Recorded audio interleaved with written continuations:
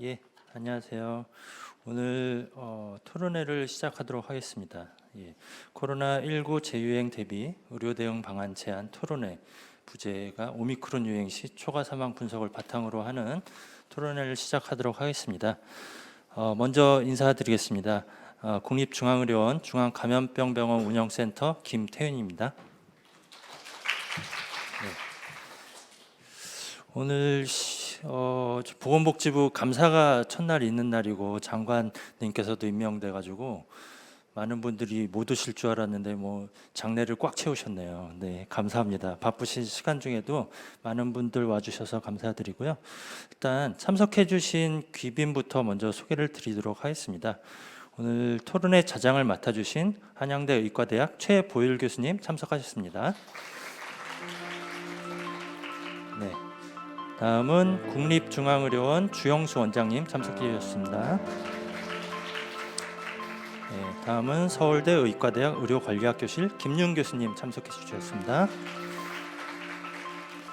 다음은 서울시 보라매병원 감염내과 방지영 교수님 참석해 주셨습니다. 다음은 시사인 김현희 기자님 참석해 주셨습니다. 다음은 국립중앙의료원 중앙감염병병 운영센터 김현재 센터장님 참석해 주셨습니다. 네, 감사합니다. 네, 토론회에 앞서서 국립중앙의료원 주영수 원장님의 개회사 및 인사 말씀을 듣도록 하겠습니다. 네, 박수 부탁드립니다. 네.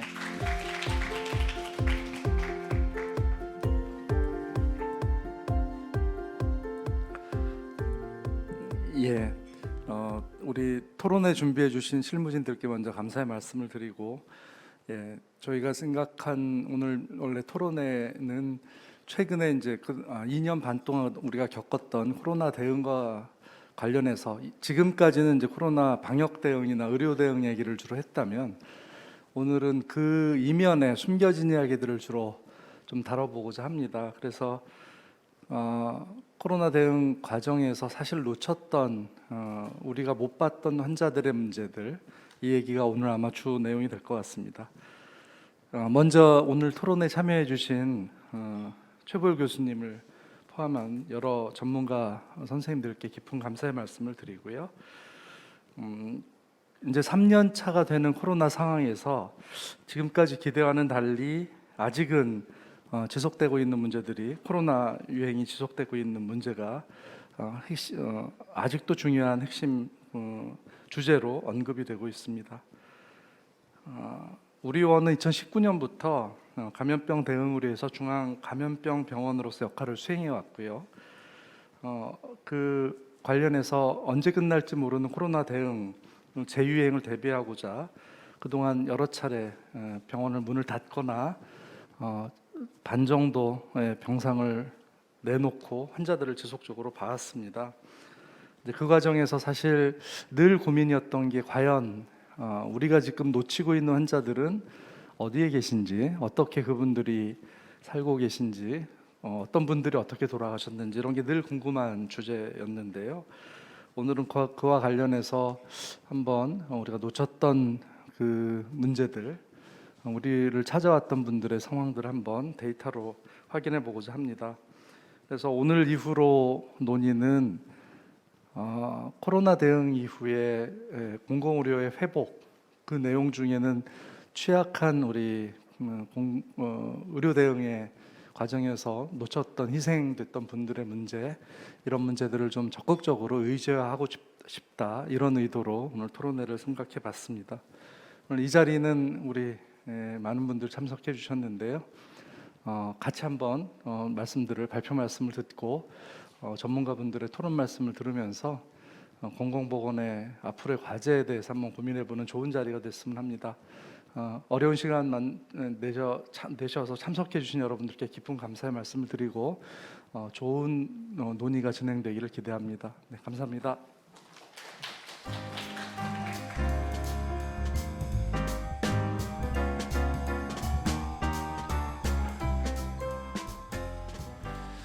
예, 오늘 토론회 진행 방법을 먼저 말씀드리겠습니다. 먼저 정책통계지원센터 김명희 센터장님께서 코로나19 재유행 대비 초과 사망을 예방하기 위한 전략을 주제로 발표를 해주시고요.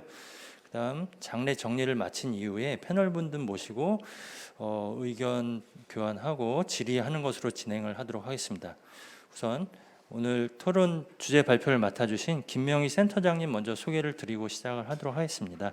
김명희 센터장님은 한양대 의과대학 학사, 서울대 보건대학원 보건학 석사, 한양대 의과대학 예방의학 박사를 취득하셨고 시민건강연구소 상임연구원으로 재직하셨습니다. 현재는 국립중앙의료원 정책통계지원센터 센터장님으로 재직 중에 있으십니다.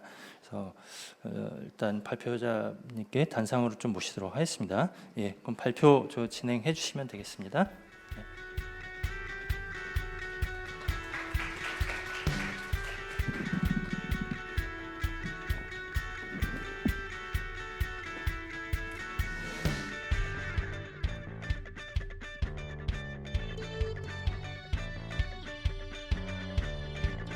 발표를 맡은 김명희입니다. 이 슬라이드 네, 감사합니다.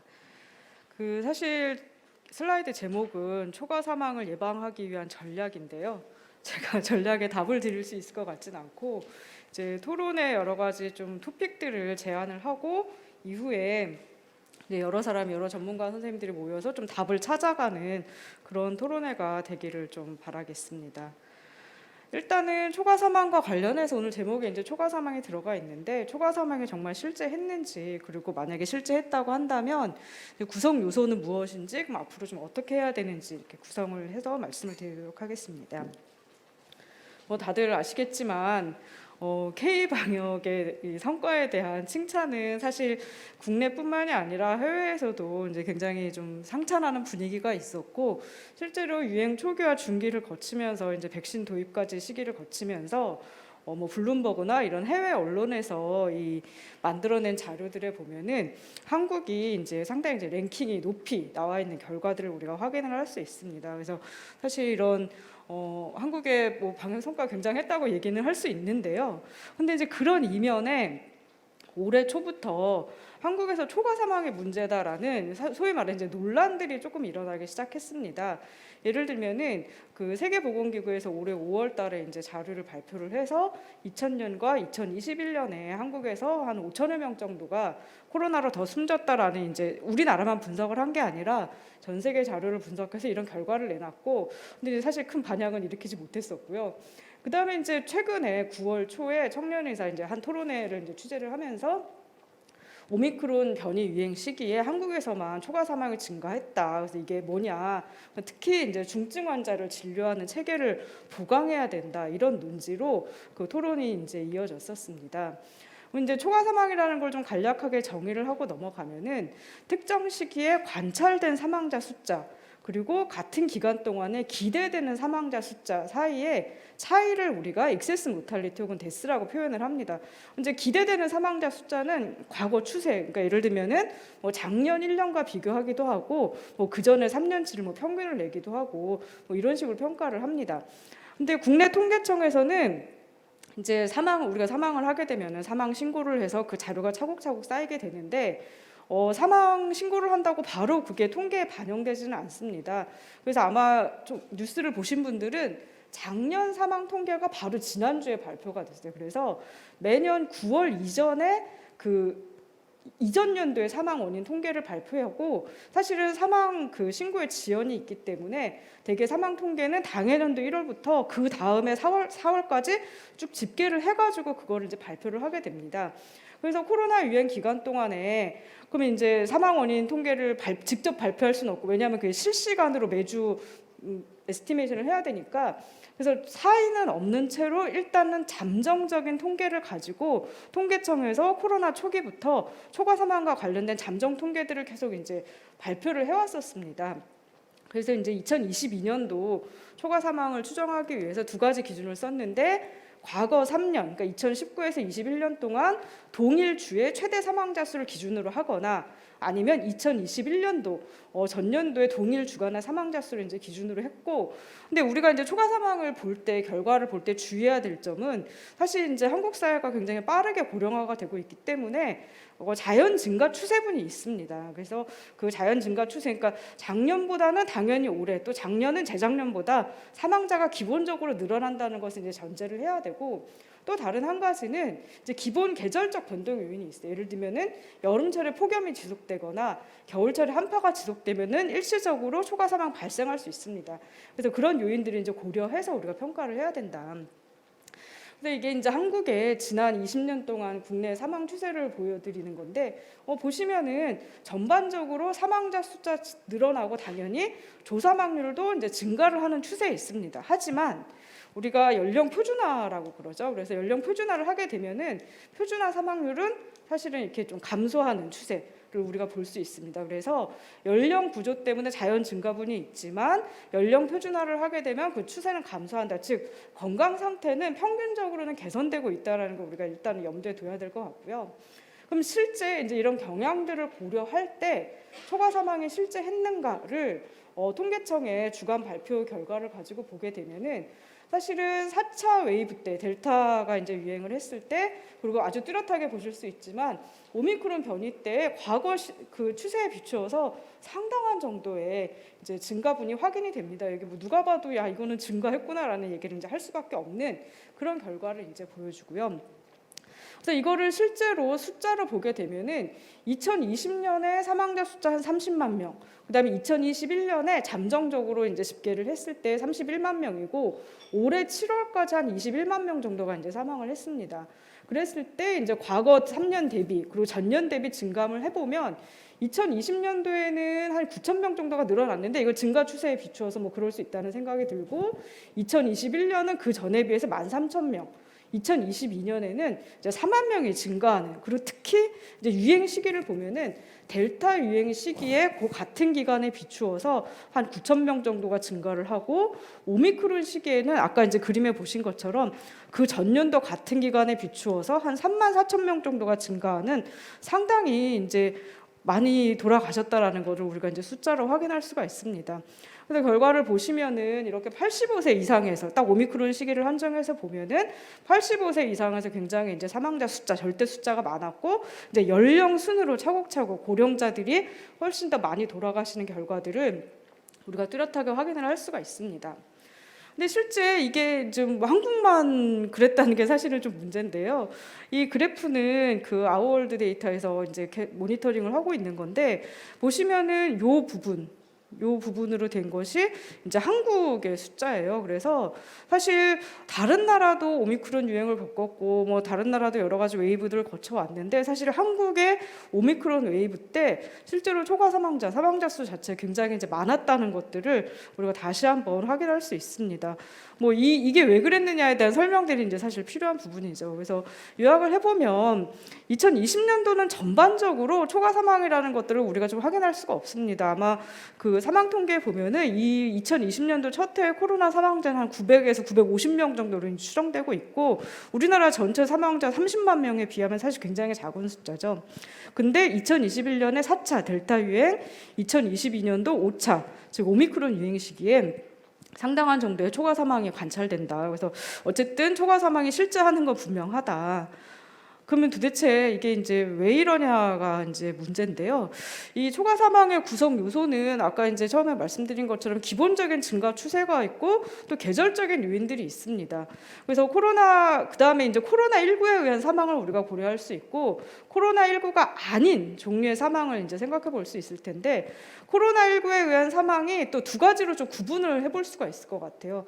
다른 사인들은 다 일정한 가운데 코로나19에 의해서 순증이 일어나 네트로 이제 사망이 증가한 경우가 있을 것이고, 그다음에 이제 사인 대체 혹은 뭐 하베스팅 이펙트라 그러는데 중증 기저질환자, 뭐 중증 암이나 뭐 심혈관 질환을 가지신 분들이 이제 코로나에 걸려서 중증화로 진행이 되면서 돌아가신 거죠. 근데 어쨌든 그분들의 1차적인 사망 원인이 이제 코로나로 체크가 되는. 그러니까 말하자면 다른 총량은 일정한데 다른 사인을 코로나로 가져와서 겪게 되는 사망이 있을 거고, 그다음에 아예 코로나 이외의 사망이 있을 수 있습니다. 이거는 이 중에도 이제 여러 가지로 우리가 좀 범주를 구분해 볼 수 있을 텐데, 이를테면 자살 같은 경우에는 코로나가 직접적인 뭐 그것 때문에 문제가 생긴 건 아니지만 여러 가지 사회적 조치들, 특히 이제 뭐 거리두기 조치나 이런 것들 때문에 뭐 문제가 생길 수가 있는 거죠. 그래서 예방 가능한 형태의 어떤 사망들이 늘어났을 수도 있고, 치료 가능한 사망, 예를 들어 중증 응급질환 빨리 치료를 했으면, 혹은 뭐 당뇨병이나 뭐 천식 같은 것들 평소에 잘 관리를 했으면 이제 문제가 안 생겼을 텐데, 이제 그것 때문에 발생하는 사망, 이런 것들로 우리가 구분을 해볼 수가 있습니다. 그래서 한번 그러면은 이게 코로나에 의한 사망이 이제 어느 정도 기여를 하는지를 조금 분해를 해볼 필요가 있는데요. 저희가 이제 2020년, 21년, 2022년, 근데 2022년에 이제 7월까지 자료를 놓고 보면은 일단 확진자 숫자가 뭐 이렇게 스케일이 안 맞을 정도로 너무 다릅니다. 2020년도에 1년 내내 확진자가 6만 명이었다면 21년도에는 57만 명. 그다음에 2022년은 7월까지 1,900만 명. 숫자 굉장히 이제 많고요. 당연히 이렇게 숫자가 많으면 사망자 숫자도 뭐 늘어나는 게 어떻게 보면 당연할 수도 있겠죠. 그래서 발생률을 보시면은 2020년에 10만 명당 117명에서 21년에 1,100명, 2022년에 이제 3만 7천 명으로 늘어나고, 치명률은 여러분이 다 아시는 것처럼 점점 낮아집니다. 그래서 1,000명의 확진자당, 사실 원래는 치명률을 계산할 때 뭐 2주나 혹은 한 달에 타임 레그를 두고 이제 계산을 해야 되는데, 여기서는 간편하게 그냥 확진자를 분모로 두고 사망자를 이제 체크를 했습니다. 그래서 보시면 2020년에 치명률이 1,000명당 14명이었다면 21년도에는 8명, 그리고 2022년이 되면은 1명으로 그게 줄어들고요. 그러니까 말하자면 0.001이 되는 거죠. 오미크론 시기만 확정해서 본다면 치명률은 그거보다 훨씬 더 떨어져요. 그래서 사실은 이제 병원에서 진료를 하시는 임상의사 선생님들이나 뭐 언론에 많은 보도된 것처럼 오미크론은 그냥 독감이나 감기에 불과하되 굉장히 치명률이 낮고 그렇게 겁낼 필요가 없다라고 우리가 이제 생각을 했지만, 문제는 규모가 너무 큽니다. 그래서 사망률을 보시면 2020년에 코로나로 인한 사망률이 인구 10만 명당 1.7명이었다면은 2021년엔 9명이고 2022년에는 7월까지만 해도 37명으로 늘어나요. 굉장히 이 사망자 규모는 우리가 무시할 수 있는 수준이 아니다.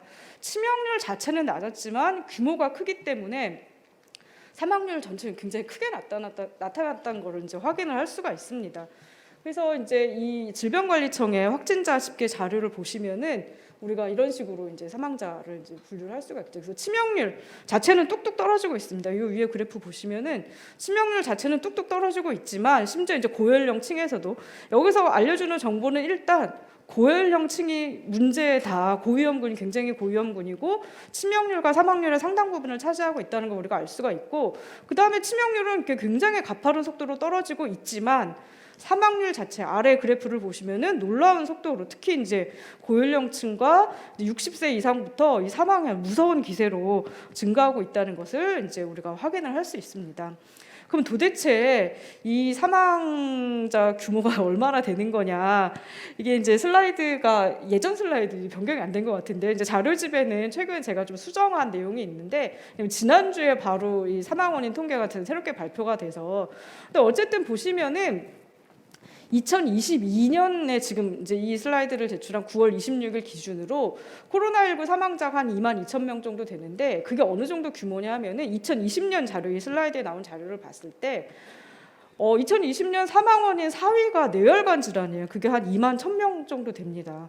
그 조사망률이 한 10만 명당 42명 정도 되니까, 사실은 2022년에 코로나 숫자는 아마 이제 올해 통계가 내년 9월이 되어야 이제 사인 분류한 통계가 나올 텐데, 사람들의 감각과는 다르게 오미크론 별거 아니었어, 하고 감기였어라고 했는데 이제 아마도 사망 원인 4위에 이제 나타나면은 사실은 좀 굉장히 이거가 그런 가벼운 문제는 아니었구나라는 생각을 아마 할 수밖에 없는 그런 상황이 될 것 같습니다. 제가 작년 통계랑 비교를 해봤어도 이 숫자는 거의 달라지지 않아서 아마 4위 정도는 충분히 코로나가 차지할 수 있을 만큼 사실 대단한 규모였다는 거를 우리가 얘기를 할 수 있을 것 같고요.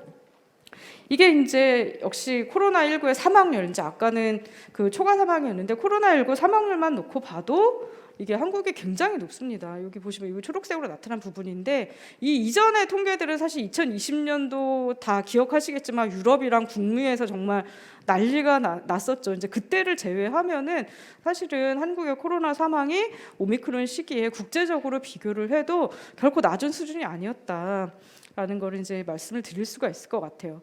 그래서 이제 우리가 초과 사망을 그럼 분해를 해봐야 되는데 일단 코로나가 상당 부분을 차지하고 있었던 것도 사실이다. 근데 우리가 만약에 이제 자연 증가 추세를 적용한다고 했을 때 그러면 이제 나눠볼 수가 있겠죠. 전체 초과 사망 중에 코로나로 인해서 사망한 거는 최소한 우리가 질병청 통계로 알 수 있으니까 그거를 빼고 그 다음에 이제 예상컨대 자연 증가 추세를 고려를 해도 여전히 남는 이제 10,000명 이상의 초과 사망이 있다. 그럼 도대체 이 사람들은 도대체 어떤 이유로 돌아가신 걸까? 사실 이 부분은 제가 막 오늘 답을 드릴 수는 없는 것이 사실 우리가 사망 원인 통계라는 게 이제 1년이 지나야 자료가 릴리즈가 되고 실제 의료 이용이 어떻게 됐는지에 대해서는 그것도 역시 청구 자료가 이제 타임의 그 레그가 있기 때문에 그런 분석들은 좀 시간이 걸릴 것 같습니다. 하지만 최소한 이분들이 정말 아까와 같은 중증 응급질환을 치료를 못해서 돌아가신 건지 아니면 평소에 의료 관리가 안 돼서 돌아가신 건지 아니면 자살 문제 같은 예방 가능한 혹은 사회적 이슈 때문에 돌아가신 것인지에 대한 앞으로 굉장히 중요한 그 후속 연구 과제가 이제 필요하다는 생각을 이제 하지 않을 수가 없고요. 그럼 이제 어떻게 할 것이냐? 사실 제가 정답을 드릴 수 있는 건 아닌데 저 몇 가지 단서들을 말씀드릴 수 있을 것 같아요. 사실 아마 다 기억하실 텐데 오미크론 치명률이 굉장히 낮고 별거 아닌 질환이라고 했지만 그 당시에 의료 체계는 엄청난 부담이 가중이 됐어요. 환자 수가 많다 보니까. 그래서 이런 뉴스가 하루가 멀다 하고 나왔어요. 예를 들면 산모가 병상을 찾다가 길거리에서 구급차에서 분만을 했다. 이런 뉴스들이 나왔었고 심근경색 환자가 제때 이송을 하지 못했다. 이런 결과들이 이제 나왔었습니다. 뿐만 아니라 코로나인 경우에도 아니 중환자 병상은 여력이 있다는데 왜 도대체 환자가 빨리 후송이 되지 못하느냐, 환자를 어디로 보내야 될지 모르겠다.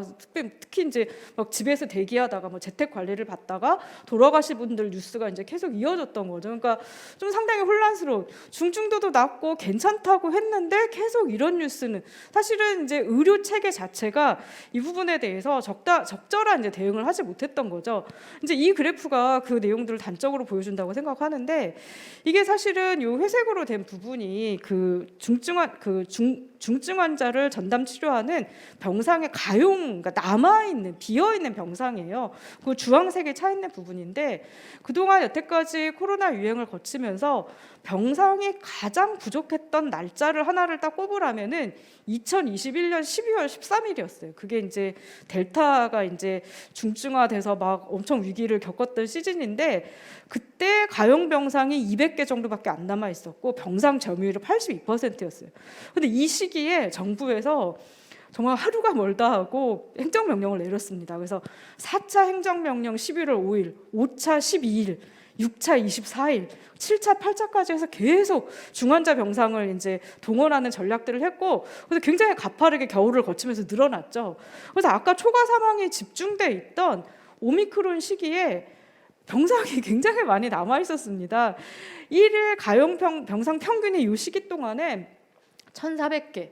그리고 점유율은 사실은 50%가 채 되지 않았어요. 그러니까 말하자면은 중증 환자 병상이 결코 모자랐던 건 아니에요. 물리적으로 병상은 있었지만 환자는 코로나 환자도 입원 치료를 제대로 받지 못하고 또 다른 종류의 분만이나 이런 것들도 이제 제대로 해결되지 않는. 그러니까 사실은 이 문제는 병상 자체의 절대 숫자 이런 문제뿐만이 아니라 이걸 어떻게 매니지를 하느냐, 어떻게 코디네이션을 하느냐가 어떻게 보면은 훨씬 중요한 이슈였다고 할 수가 있습니다.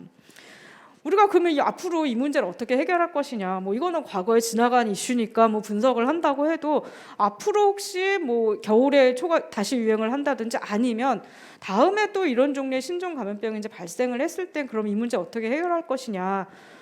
첫 번째 방법은 뭐 발생률을 낮추는 거죠. 환자 규모를 일단 줄인다. 그래서 환자 규모를 일단 줄여서 그 보건의료 체계에 대한 부담을 줄여주는 방법이 있습니다. 소위 말하는 이제 비약물적 중재를 시행을 하는 거죠. 마스크도 쓰고 환기도 하고 뭐 사회적 거리두기도 하고. 근데 또 다른 한 가지는 어쨌든 집단 면역 수준을 높여주는 거죠. 백신을 접종을 하든 자연 감염이 되든. 사실 이 방법으로 발생률 자체를 줄여주는 방법이 있는데 이게 그렇게 마음처럼 잘 되지는 않습니다. 뭐냐면은 이게 유행 초기와 후기에 좀 굉장히 달라요. 일단은 면역 획득 인구가 충분한가.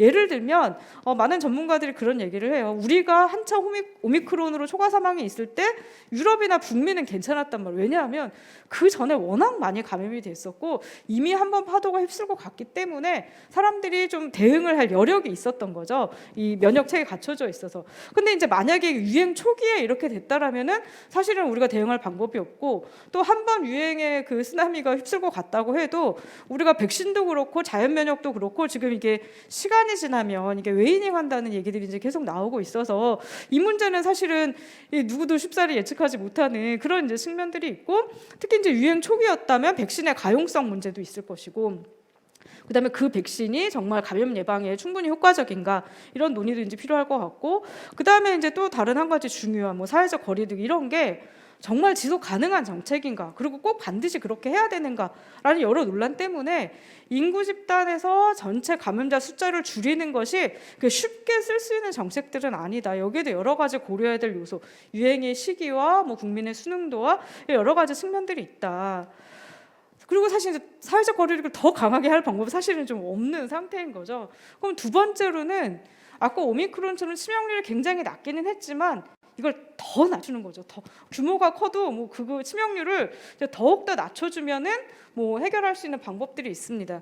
여기 슬라이드에서 좀 빠진 내용이 있는데 예를 들면은 우리가 고위험군에 대해서 부스터 백신 접종하는 거죠. 그래서 부스터를 접종을 하게 되면은 아까 주로 문제가 됐던 고연령층에서 어쨌든 뭐 감염을 막지는 못하더라도 최소한 중증화되는 것을 막을 수 있기 때문에 이제 한 가지는 이제 그런 수단이 있고 또 다른 이제 많이 얘기하는 것들 이제 언론에서도 많이 나온 게 중환자 병상을 더 확보하라는 거예요.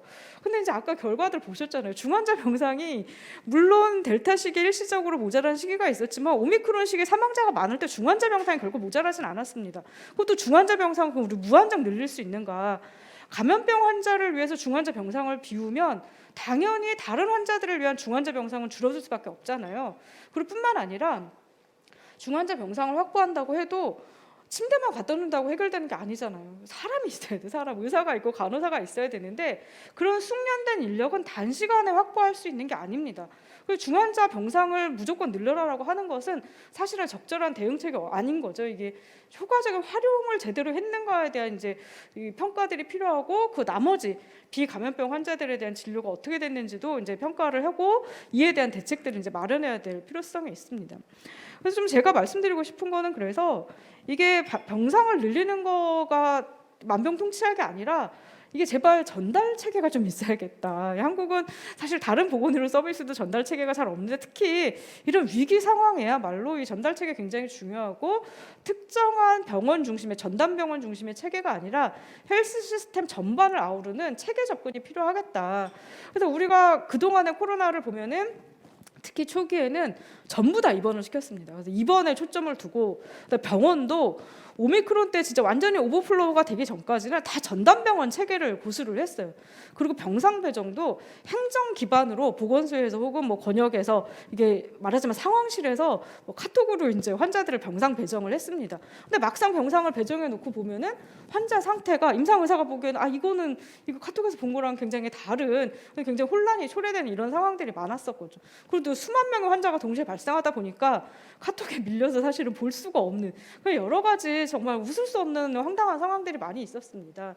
그래서 제 생각에는 이것들이 더 이상 이런 종류의 전담 체계가 아니라, 그리고 앞으로도 이게 어쨌든 외래 기반에서 조기 발견, 그러니까 문제가 될 만한 의심 환자들을, 고위험 환자들을 조기 발견하고, 뭐 팍스로비드 같은 뭐 경구용 약제가 개발된 경우라면 약제를 빨리 투약하고 필요하면 의사가 의뢰하는, 그러니까 카톡으로 모니터링하는 게 아니라 사실은 그 진료를 한 의사가 실제 환자들을 그 중증도에 맞는 혹은 건강 상태에 맞는 의뢰를 하고 진료를 했던 그곳에서 모니터링이 이루어지는, 진료는 여기서 하고 모니터링은 아무것도 모르는 콜센터에서 모니터링을 하는 거는 그 사실은 이게 불가능한 미션인 거죠.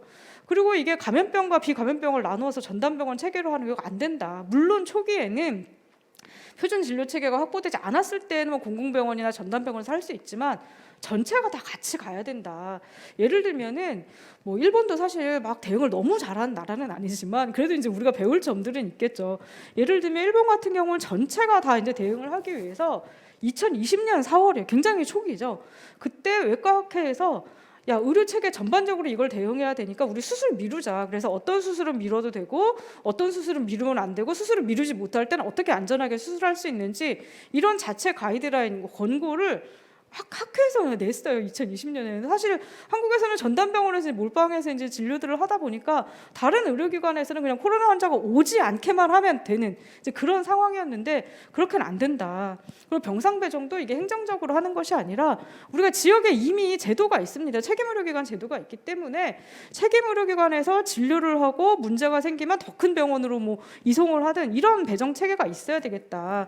실제로 우리 코로나식 오미크론 시기에 이제 안성시에서는 안성병원이 이제 공공병원이죠. 안성병원이 그 지역의 모든 환자들을 1차적으로 여기서 셀렉션을 하고 외래 진료 받아 컨설팅도 다 여기에서 받고 문제가 되는 환자들을 3차 기관으로 이전하는 것도 다 이제 안성병원이 의사들이 직접 외래 진료나 뭐 전화 상담을 하고 했단 말이에요. 이제 그런 수준의 좀 체계들이 마련이 돼야 되고, 이게 권역과 지역 수준에서 이게 더 이상 미룰 수 없는 과제다. 이 조정과 거버넌스가 아까 보신 것처럼 병상 부족만으로 우리가 문제를 다 돌리기에는 다른 비효율의 문제가 너무 컸다. 그래서 사실 공공병원들 같은 경우에는 감염병 진료에 이제 2년 반 동안 거의 뭐 올인을 했지만 임무가 그거 하나만 있는 게 아니에요. 여기 감염병 빨간색으로 쳤는데 그거 말고도 다른 많은 중요한 일들이 있습니다.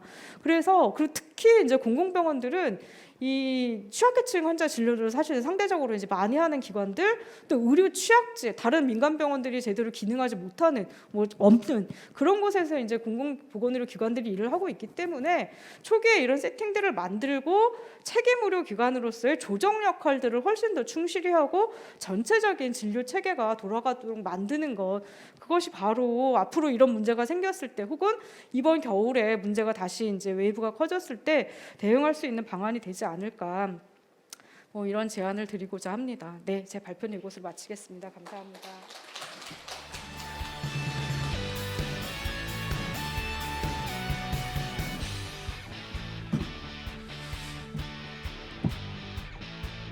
예, 발표 잘 들었습니다. 좋은 발표 잘 들었습니다. 주제 발표 관련해 가지고 패널 토의 이후에 한꺼번에 이제 질문 받고 질문에 응답하는 시간을 갖도록 하겠습니다. 저도 이쪽 관련해 가지고 업무를 하고 있지만 요즘 들어가지고 많이 좀 일상화되었다라는 생각을 좀 많이 하게 됐어요. 발표 들으면서 확진자 수, 사망자 수 단순한 숫자만 보다가 이렇게 정확한 분석을 통해 가지고 보니까 만약에 치료를 받지 못했던 사람이 나였다면 아니면 내 가족이었다면 굉장히 애석할 뻔하지 않았을까 이런 생각이 들고요. 앞으로 재유행이 올 때 어떻게 대안을 마련해야 될지는 각 분야의 전문가 모시고 이후에 패널 토의에 진행하도록 하겠습니다. 잠시 장례 정리하고 10분 후에 다시 시작하도록 하겠습니다. 감사합니다. 네.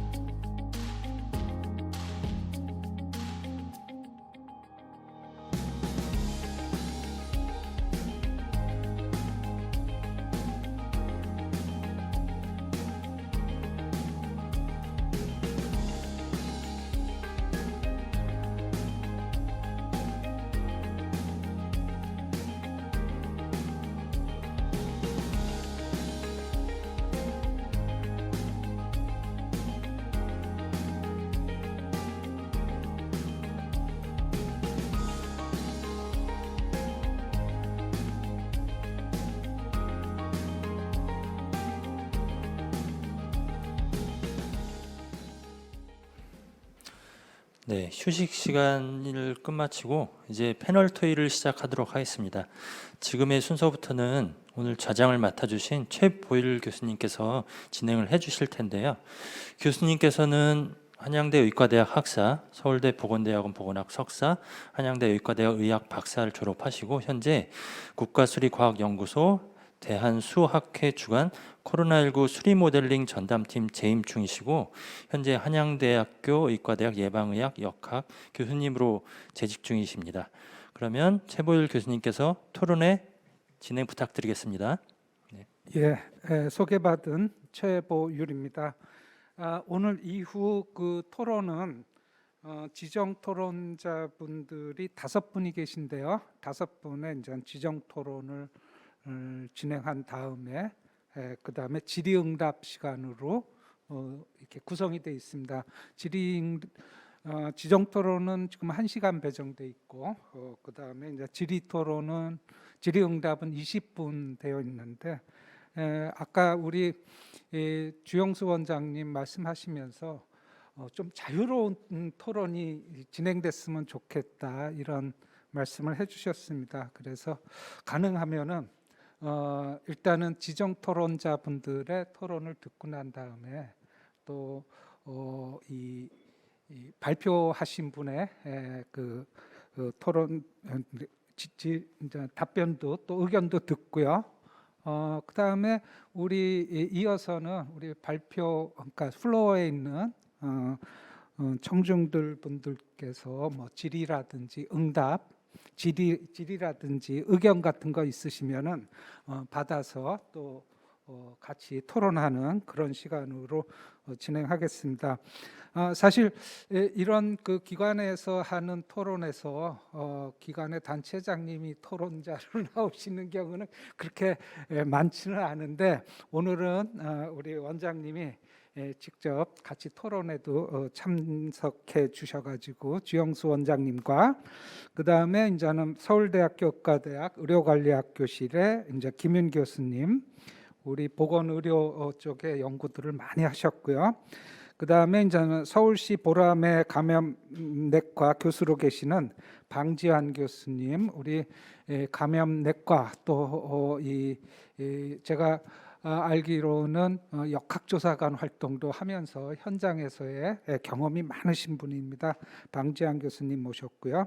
그 다음에 이제는 시사인의 김연희 기자님도 이렇게 참석해 주셨고요. 그 다음에 이제 마지막으로 현재 국립중앙의료원 중앙감염병병원 운영센터장이신 김현재 센터장님께서 토론을 해주시겠습니다. 우리 김명희 센터장님의 이제는 발표를 보면은 우리 코로나19 유행 기간 중에 초과 사망이 명확하게 나타났다. 또 그런데 사실은 어쩌면은 사망이라는 거는 정말 모든 보건 문제의 빙산의 일각일 것인데 일각도 그렇게 크게 나타났기 때문에 아마 보건에 미친 영향은 엄청나게 클 것이다. 코로나19 자신의 그 자체에 의해 가지고 영향을 준 것도 있겠지만 다른 감염병이라든지 다른 만성병 이런 것들을 제대로 이 진료를 못해서 생길 수도 있겠다 이런 말씀들도 해주셨습니다. 그러면서 이제는 보건 의료가 통합적으로 발생률도 낮추면서 환자가 생겼을 때 대응도 같이 함께 잘하는 그러면서 이제 의료 전달 체계까지 말씀을 해주셨습니다. 그래서 그런 부분 있고요.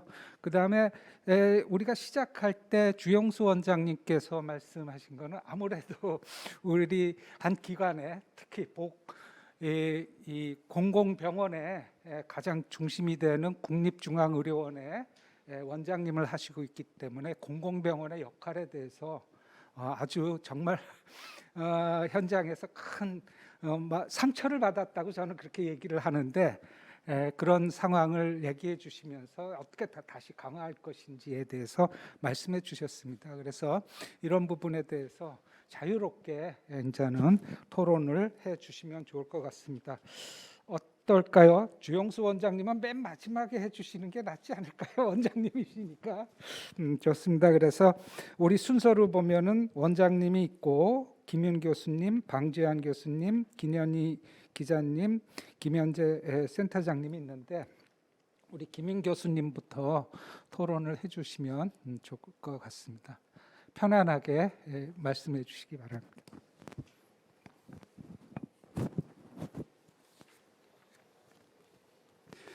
네, 잘 들려야 할 것 같아서 마스크를 잠시 벗고 말씀드리겠습니다. 예, 먼저 그 지난 2년 반 동안 그 코로나 재난 감염병 유행의 그 최일선에서 고생하셨던 국립중앙의료원 여러 선생님들께 고생하셨다는 말, 감사하다는 말씀을 드리면서 이제 얘기를 시작하도록 하겠습니다. 지금 이제 코로나 유행이 좀 잦아들고 있는 상황에서 우리가 지난 2년 반 동안 어떻게 대응을 해왔는지, 잘했는지 잘못했는지, 무엇은 잘했고 무엇은 잘못했는지를 가늠할 수 있는 가장 중요한 그 지표 중에 하나가 초과 사망이라고 저는 생각을 합니다. 왜 그러냐 하면 그 초과 사망이라고 하는 것은 이제 코로나로 인한 사망도 있지만 우리가 코로나를 대응하는 과정에서 사회적 거리두기를 하고 의료 시스템을 재편하고 이러는 과정에서 거리두기로 인해서 병원에 가지 못하고 일상생활을 하지 못해서 건강이 악화돼서 사망하신 분들도 있고, 앞에 김명희 선생님이 발표하신 것처럼 그 구급차를 타고 떠돌다가 사망하신 분들 중에 상당수는 코로나 이전이었으면 별 문제 없이 진료를 받았을 분들도 있기 때문입니다.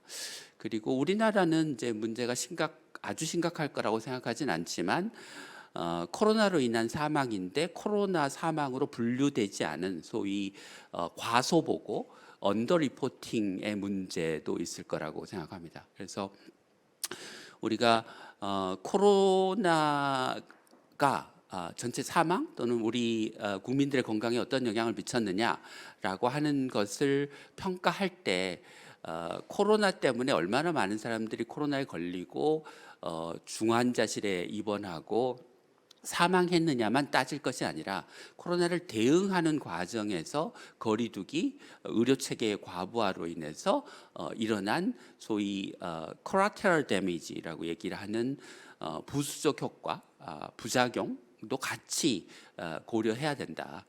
코로나만 보고 코로나 이외의 문제를 놓치게 간과하면 나무만 보고 숲을 보지 못하는 것이다라고 이야기할 수 있을 것 같습니다. 그러면 우리나라의 초과 사망이 이제 얼마나 되느냐가 그 다음 이제 질문이고, 그게 외국에 비해서 어느 정도의 수준이냐가 이제 그 다음에 이어지는 질문일 것 같습니다. 그래서 초과 사망의 수준이 그 나라의 코로나 대응의 성적표라고, 궁극적인 성적표라고 할 수 있을 텐데요. 그러니까 20년 초부터 22년 중반까지 초과 사망의 규모를 인구당으로 표준화해서 국가 간 비교한 데이터가 최근 그 이코노미스트지에 실렸는데요. 그 결과를 보면 우리나라는 낮은 편에 속하긴 합니다. 그러니까 미국이 인구 10만 명당 360, 우리나라가 81인데요. 우리나라랑 비슷한 서구의 국가는 캐나다입니다. 80. 우리보다 잘 못한다고 생각했던 일본은 62로 우리보다 더 좋은 성적을 받았고요.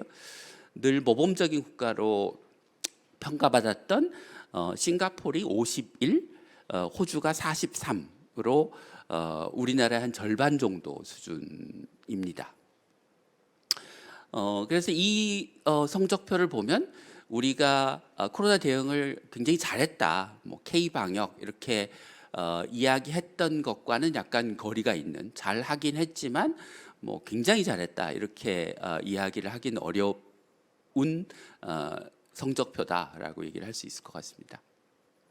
그럼 이제 세 번째는 이 초과 사망의 원인이 도대체 뭐냐? 왜 이렇게 우린 잘했다고 생각했는데 그리 좋은 성적을 못 받았냐라는 것입니다. 그래서 초과 사망은 크게 이제 김명희 선생님 발표에서도 얘기를 했지만 코로나로 인해서 사망 자체가 증가한 것, 코로나와 관련 없는 이제 나머지 사망이 증가한 것인데 이거는 사회적 거리두기처럼 건강 상태를 악화시키는 사회 경제적인 환경의 변화로 인한 것과 의료 시스템의 과부하로 인해서 제대로 치료를 받지 못한 부분이 있을 거로 생각이 됩니다. 그래서 이 부분을 나누어서 우리가 살펴봐야 코로나 대응을 우리가 무엇을 잘못했고 어떻게 하면 더 잘할 수 있는지에 대한 그 실마리, 해결책의 실마리를 아마 찾을 수 있다고 생각합니다.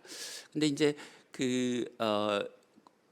어디서 코로나의 사망이 늘었느냐, 왜 늘었느냐라고 하는 것 못지않게 중요한 질문은 누구에게서 코로나 사망이 늘었느냐의 문제일 것입니다. 그러니까 연령으로 보면 이제 노인들에서 는 거는 당연한데 사회 경제적으로 우리가 취약한 계층이라고 하는 뭐 저소득층, 독거노인, 장애인, 뭐 정신질환자 이런 그 사회적으로 평상시에 어느 정도 보호받고 케어를 받고 있던 이런 분들이 케어가 중단되면서 보호와 지원이 중단되면서 사망이 늘어나지는 않았는가에 대한 좀 분석이 동시에 필요하다고 생각합니다. 그래서 이에 관한 분석을 하기 위해서는 사망 원인 통계 정보를 사망의 원인에 따라서 좀 나눠보고 어떤 부분에서 어떤 계층에서 어떤 연령층에서 남자에서 여자에서 사망이 어떻게 변화했는지를 좀 뜯어볼 필요가 있다고 생각합니다. 그런데 이제 김병희 그 선생님께서 이제 발표를 하시면서 그 사망 이제 2021년에 사망 원인 통계가 나오려면 이제 조금 더 기다려야 된다라고 말씀을 하셨는데 사실 그 김명희 선생님은 주로 이제 오미크론 웨이브 때의 초과 사망에 대해서 주로 얘기를 하셨는데 그 BMJ에 실린 논문을 보면 2020년에도 우리나라에서는 초과 사망이 규모는 크지 않지만 존재한 걸로 나타났습니다. 물론 다른 연구 결과 WHO나 이코노미스트가 분석한 결과에서는 초과 사망이 없다고 했지만 엇갈린 결과들이 좀 나오고 있고 상식적으로 생각해 보시면 우리가 사회적 거리두기를 굉장히 강력하게 할 때 교통사고가 크게 줄었습니다. 그래서 응급실에서 교통사고 환자가 줄었죠. 예. 그런 식으로 초과 사망은 총량만 보고 초과 사망을 판단하지 그 안에 구성 요소로 나눠보면 어떤 부분은 늘어나고 어떤 부분은 줄어든 부분이 있기 때문에 2020년에 코로나로 인한 초과 사망이 없었다라고 저는 이야기할 수 없다고 생각합니다. 그러니까 그 시기에 사망의 원인별로 어떤 부분에 사망이 증가했고 어떤 계층에서 사망이 늘었는지를 2020년도의 자료부터 좀 뜯어보실 필요가 저는 있다고 생각합니다. 아마 틀림없이 그 저소득층 사회적 취약계층에서의 사망이 증가했을 거고 그것은 나중에 아마 이제 말씀을 하시겠지만 공공병원의 병상을 다 비우고 공공병원에서 진료받던 환자를 내쫓아서 저는 내쫓았다는 표현을 쓰는 게 맞다고 생각하는데요. 그래서 그분들이 제대로 진료를 받을 수 없도록 만든 것도 중요한 원인일 거라고 생각합니다. 예. 오늘 그 김명희 선생님께서 굉장히 중요한 발표 이제 이 초과 사망이라고 하는 중요한 주제에 대해서 이제 많은 그 분석을 해주셨는데 사실 뒤쪽에 이제 우리가 앞으로 어떻게 대응을 해 나가야 되느냐라고 얘기를 할 때는 앞에 초과 사망의 분석 결과에 기반해서 이제 의료 시스템의 대응이나 뭐 그 감염병 대응을 어떻게 해야 되냐는 결론을 도출했다기보다는 약간 그 비약적인 결론을 저는 내지 않으셨나 싶습니다. 그러니까 약간 영어로 표현하면 그러니까 jumping on the conclusion이라고 우리가 얘기를 하는. 근데 얘기를 잘 하다가 갑자기 결론으로 비약하지 않았나 싶은 생각인데요.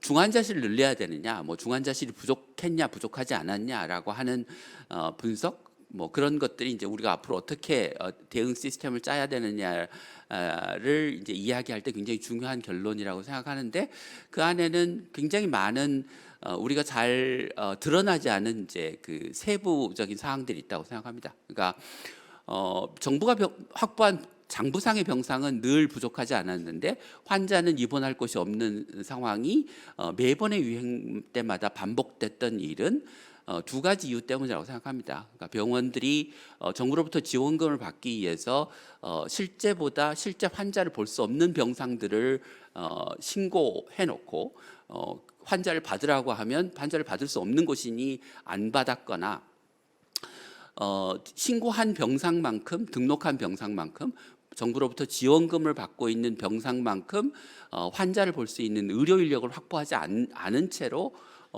그 병상을 등록해 놓고 지원금을 받았기 때문에 그 병상이 작동하지 않았던 것이라고 생각합니다. 뭐 이게 얼마나 어느 정도의 진실인지를 밝히기 위해서는 병원들이 등록한 병상들이 어떤 병상들이었고 그 병상들을 가용하기 위해서 어느 정도 인력을 확보했는지에 관한 세부적인 조사, 그리고 병원들이 어느 병원은 환자를 잘 받아줬는데 어떤 병원들은 환자를 안 받아줬는지에 대한 저는 조사도 있어야 된다고 생각합니다. 그래서 이제 한두 가지만 좀 더 이제 이와 관련된 이제 그 팩트에 대해서 좀 말씀을 드리고 이제 제 토론을 마치려고 하는데요. 흔히 이제 우리나라에 중환자 병상이 부족했다. 그것 때문에 실제 중환자들이 코로나 환자 때문에 진료를 못 받았다라고 얘기를 하는데 저는 그건 사실이 아니라고 생각합니다. 그러니까 인구당으로 치면 우리나라의 인구당 중환자 병상 수는 OECD 평균의 2배에 달합니다. 그런데 아주 코로나 유행의 초기를 제외하고는 대부분의 미국이나 유럽 국가들 중에 중환자실이 부족해서 치료를 못 받고 죽어간 코로나 환자는 거의 없었던 걸로 기억합니다. 저는 그건 무슨 이유냐? 그러면 병상이 많은 우리는 맨날 환자들이 중환자실이 없어서 대기하다가 유행 때마다 죽어가고, 미국이나 유럽은 우리나라보다 병상이 적은데도 불구하고 치료 못 받는 환자가 없었다. 이런 아이러니를 어떻게 설명할 거냐? 미국이나 유럽의 병원들은 코로나 환자가 더 중하고 더 응급하니까 일렉티브 서저리나 일렉티브 어드미션, 그러니까 비응급 수술이나 비응급 환자의 입원을 미뤘던 거죠. 그리고 코로나 환자를 더 많이 봤습니다. 그래서 예를 들면 델타 유행 때 그 OECD 국가들이 중환자 병상 중에 몇 %에서 코로나 환자를 받는가를 조사해 보면 많을 때는 뭐 70%에서 80%, 평균적으로는 30%에서 40% 정도를 중환자 병상을 그 델타 환자를 보는데 그 할애했습니다. 근데 우리나라는 병상이 부족해서 사람들이 입원을 못하고 죽어갔고 정부가 동원 명령을 내렸을 때 전체 동원한 병상이 전체 중환자 병실의 10%밖에 되지 않았습니다. 그러니까 그만큼 우리나라 병원들한테는 감염병 환자, 코로나 환자보다 내가 보고 있던 비응급 환자, 비중증 환자의 진료가 더 중요했고 그것을 더 우선시했다고 할 수 있죠. 저는 그게 공공성의 부족이라고 생각합니다.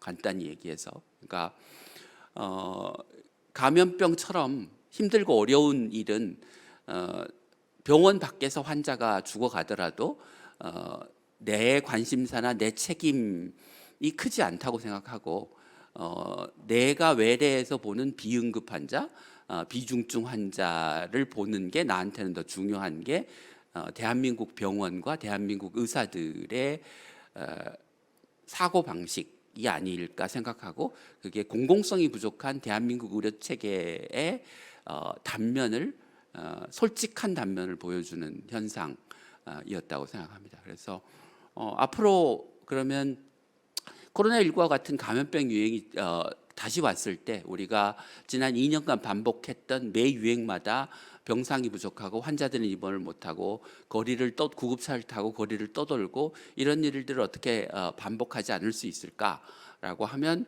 뭐 여러 가지 얘기가 있긴 하겠으나 대한민국 의료 시스템의 공공성을 강화하는 근본적인 변화가 있지 않고서는 지난 2년 반 동안 경험했던 일을 우리가 3년 뒤에, 5년 뒤에, 10년 뒤에 또다시 반복하게 될 가능성이 대단히 높다 이렇게 생각합니다. 예, 감사합니다.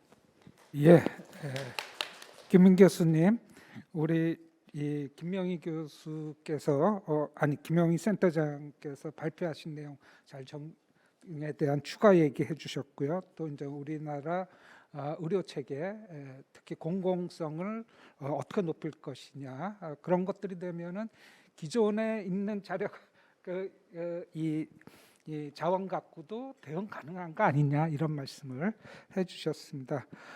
이어서 우리 방지한 교수께서 토론을 해주시겠습니다. 앞에서도 말씀드린 것처럼 방지한 교수님은 감염내과 전문이시고요.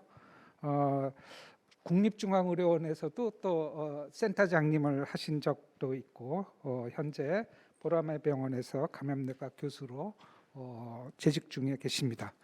토론 부탁합니다. 제가 충분히 시간 드리고 싶지만은 10분 이내로 얘기해 주시면 감사하겠습니다. 예, 저는 그 환자를 본 임상의사이기 때문에 제대로 된 정책 통계에 대한 리뷰 같은 건 없고 제가 현장에서 느끼는 것대로 말씀드리겠습니다. 첫째, 이제 제가 하고 싶은 얘기는 우리가 우리의 수준을 좀 알았으면 좋겠습니다. 누구를 비난하고자 하는 얘기가 아니라 감염병 대응에 대한 수준은 빨리 올라가는 게 아닙니다. 우리가 급속하게 발전을 했지만은 감염병 대응하고 관련된 역량은 이런 안전 시스템하고 관련된 거는 가장 늦게 발전한 영역이기 때문에 우리는 저도 어떻게 끌려왔지만 저를 포함해서 우리나라 전문가들 그리고 우리나라 전체 정부는 감염병 대응의 수준이 떨어질 수밖에 없다라는 걸 우리가 인정하고 아는 거에서부터 모든 게 출발한다고 생각합니다. K방역이라는 얘기가 오늘도 나왔는데 전 이 얘기를 들으면 불편합니다. 우리가 전반적으로는 잘했지만 일본보단 못했다 이런 얘기를 하는데 우리가 이게 비교를 할 때 감염병이라는 거는 국가나 문화권에 따라서 퍼져나가는 양상이 다릅니다. 마스크 쓰라면 개인의 자유를 억압한다고 시위하고 그런 나라랑 그리고 또 만나면 껴안고 뽀뽀하고 그게 일상화된 나라랑 우리나라처럼 겨우 악수하는 나라랑 감염병이 퍼진 양상이 다릅니다.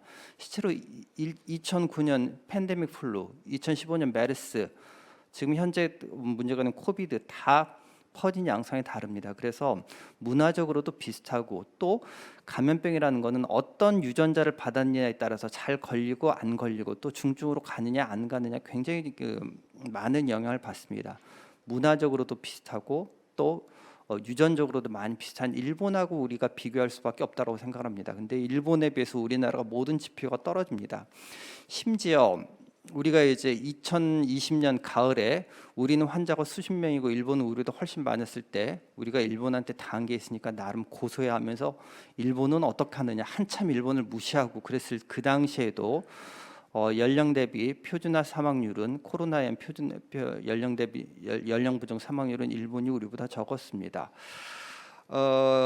우리가 이제 또 팬데믹에 대한 개념 자체가 없었다라고 생각합니다. 팬데믹은 두 가지 방법밖에 없습니다. 걸릴 사람 웬만큼 걸리든지 아니면은 매우 획기적인 백신이 나와서 유행을 끝내든지 이 두 가지인데 호흡기 감염병의 특징상 백신으로 유행을 끝내긴 굉장히 어렵습니다. 그래서 현실적으로는 걸릴 사람 웬만큼 걸리는 수밖에 없는데 그걸 무슨 열심히 역학조사하고 3T하고 K방역하면은 그냥 넘어갈 수 있을 것처럼 알았지만 결국 초기에 환자가 적었기 때문에 나중에 오미크론 때 온팡당해서 전 세계로 가장 환자가 많았죠. 조삼모사 내지는 조사모삼이 될 수밖에 없는데 그걸 너무 몰랐다라고 생각합니다. 또 하나는 이제 균형감의 얘기입니다. 코로나19 같은 팬데믹이 퍼지면은 사회 모든 전체에 피해가 있을 수밖에 없는데 이 피해를 시간적, 공간적, 계층별, 지역별로 적당히 분산해서 회복 불가능한 피해를 입는 집단이나 계층이 없도록 정부는 이걸 잘 균형 있게 맞춰야 되는데 오늘 공공병원이나 취약계층 얘기도 나왔는데 그 부분도 그렇고 또 하나는 코로나랑 비코로나 질환과의 또 형평성 이런 게 중요한데 너무 한쪽에 많은 피해를 입히는 편리한 정책을 하지 않았느냐 이런 생각을 하고 또 하나 문제는 acceptable risk 현장에서 느끼는 거는 acceptable risk에 대한 얘기입니다. 2015년 메르스가 삼성병원 응급실을 통해서 막 퍼져나갔죠. 그러면서부터 이제 그리고 코로나도 유행하니까 응급실에 열나는 환자가 오면 못 오게 합니다. 보통 10군데 이상 응급실을 여기저기 돌아다니는 건 일상이고 30군데 이상 도는 환자들도 있습니다. 열이 나면 우리 응급실엔 음압병실 다 찼어요 하고 그러는데 2015년에 삼성병원은 응급실에서 메르스가 터졌을 때는 그때 당시는 뭐 마스크도 안 쓰고 뭐 기침하고 뭐 또 옆에서 석션하면서 에어로졸 생기고 그러는 상황에서 삼성병원이 그 냉난 방비를 아끼기 위해서 환기를 줄였습니다. 그런 상황에서 퍼진 거고 지금 예전에 비해서 응급실이 많이 개선됐죠. 공기순환도 예전에 비해서 잘 되고 또 마스크도 서로 잘 쓰고 그리고 또 필요하면 래피드 엔티젠 테스트를 해서라도 래피드 엔티젠 테스트가 위 음성이 많다거나 하지만 감염력이 높은 시기에는 양성 예측도가 양성이 되게 나옵니다. 그런 걸 감안을 하면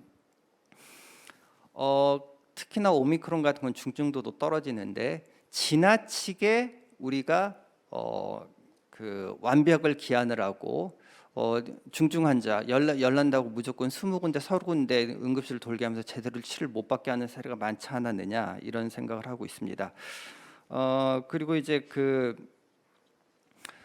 또 하나 느끼는 거는 우리나라에는 현장에 대한 현장 목소리를 너무 듣지 않는다라는 얘기가 생각이 드는데 뭐 역학조사랑 관련해서도 현장에서는 이런 거 다 도움이 안 된다 해보니까 그렇지만 누구 전문가라는 사람들이 나와서 이렇게 해야 된다 그러는데 제가 오미크론 코로나 유행을 겪으면서 느끼는 게 과연 경영학과 교수는 편의점 운영을 잘할까?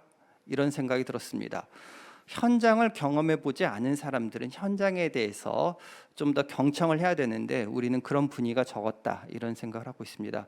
뭐 더 많은 얘기를 하고 싶지만 시간이 많이 지체돼서 제 얘기는 이걸로 마치겠습니다. 예, 감사합니다. 우리가 항상 이제는 어떤 사건이 있으면은 사건에 대한 평가를 해야지 되는데 거기에 우리가 코로나 겪은 거에 대해서 아주 현장의 목소리로 이 평가를 해보신 것 하신 걸로 기억이 되고요. 아마 체계적으로 이런 것들 잘 정리하는 게 필요할 거로 생각이 됩니다. 자, 이어서 우리 시사인의 기자로 활동하시는 김현희 기자님 소개해드리겠습니다. 김현희 기자님은 2015년도부터 사회부에서 그 기자로 활동하셨고요. 코로나19가 시작하고 나서는 전담 그렇죠? 기자로 활동하셨다고 합니다. 우리 김현희 기자님 토론 부탁합니다. 네. 이 줄에서 지금 의사 면허가 없는 데다가 문과 출신인 사람은 제가 유일할 것 같은데요. 저한테 이제 수준 높은 얘기를 바라시는 건 아닌 것 같고 오랫동안 이 주제를 취재해 왔던 사람으로서 이 논의에 좀 보탬이 될 수 있는 얘기들을 몇 가지 해보려 합니다. 올해 2월에 그러니까 오미크론 유행이 한창일 때 제가 임산부들 취재를 했었는데 그때 정말로 임산부들의 두려움이나 공포 수준이 아주 높았거든요. 그러니까 그 예비맘 카페 같은 데 가보면은 정말 제일 걱정된다고 좀 토로하는 게 이제 출산할 때가 돼서 애를 낳으러 병원에 가는데 PCR 검사를 했는데 양성이 나오면 원래 다녔던 그 병원에서 그러니까 출산을 할 수가 없으니까 정말 상상하고 싶지도 않은 그런 악몽 같은 일인 거죠, 산모들한테는. 그리고 그때 취재하면서 이거는 좀 해도 너무하다라고 생각했던 게 이제 코로나19에 걸렸다가 격리가 해제된 임산부인데 원래 다니던 산부인과에 가려고 하니까 거기에서 그러니까 PCR 음성 확인서를 가져와라. 라고 요구를 하는 거예요. 근데 다들 아시다시피 격리가 끝나도 감염력이 없어도 PCR 검사를 하면은 계속 양성이 나올 수 있잖아요. 그래서 오랫동안 다시 자기가 다니던 산부인과에서 진료를 못 받고 이런 일들이 있으면서 굉장히 산모들이 그때 워낙에 확진자가 또 많이 늘어나니까 굉장히 좀 두려움 수준이 높았는데 그때 제가 그걸 보면서 들었던 생각은 그러니까 사실은 그 오미크론 유행을 거치면서 뭔가 일반 시민들이 의료 접근성이 극도로 제한이 되는 게 사실 그 시기에 좀 극단적으로 가시화된 거지. 코로나19 유행 내내 그런 일들이 있긴 있었거든요. 뭐 아주 대표적인 예가 2020년 그 대구 경산에서 정유엽 군이 그 열나서 입원했지만 어쨌든 코로나19 아닌데도 너무 늦게 입원해가지고 세상을 떠나고 이런 일들이 초기부터 있었는데 근데 오미크론 시기를 거치면서 정말로 그런 일들이 굉장히 극단적으로 드러나는 거죠. 근데 그걸 보면서 들었던 생각이 이게 사실은 꼬리가 몸통을 흔들고 있는 상황이 아닌가라는 생각을 해봤는데 그러니까 병원이나 의료기관이 설립된 목적이나 가장 중요한 미션이라는 거는 사실은 환자를 치료하고 미급한 사람을 구하는 거잖아요.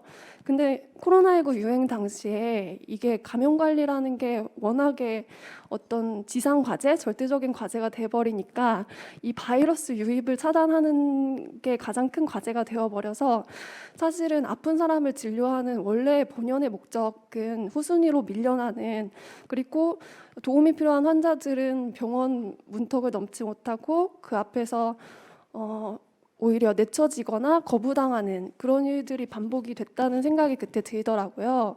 근데 그 당시에 제가 취재를 할 때는 근데 좀 어쩔 수 없는 거 아닌가 이런 생각도 들었어요. 왜냐하면 혹시 모를 확진자를 그냥 병원에서 진료를 했다가 원내 감염 같은 게 일어나면은 다른 환자들한테도 코로나19를 옮기고 그럼 더 큰 피해로 이어질 수 있으니까 사실은 그런 식으로 특히 작은 병원일수록 동네 의원일수록 뭐 동네 산부인과일수록 환자들을 거부할 수밖에 없는 거 아닌가? 뭐 코로나 환자 진료를 하기 어려운 거 아닌가? 그런 생각을 그때는 했었는데 저도 그러니까 공교롭게 일본 얘기를 좀 하게 되는데 그 얼마 전에 제가 일본의 코로나19 대응을 살펴보러 취재를 다녀왔거든요. 근데 뭐 그 방지환 교수님처럼 엄청 잘했다 이렇게 생각해서 간 건 아니고 그냥 거기에서는 어떤 식으로 코로나19 대응을 하나 다른 나라의 경험을 보려고 좀 찾아갔었는데 제가 가서 놀랐던 게 일본은 그 방문 진료 자체가 상당히 보편화돼 있는데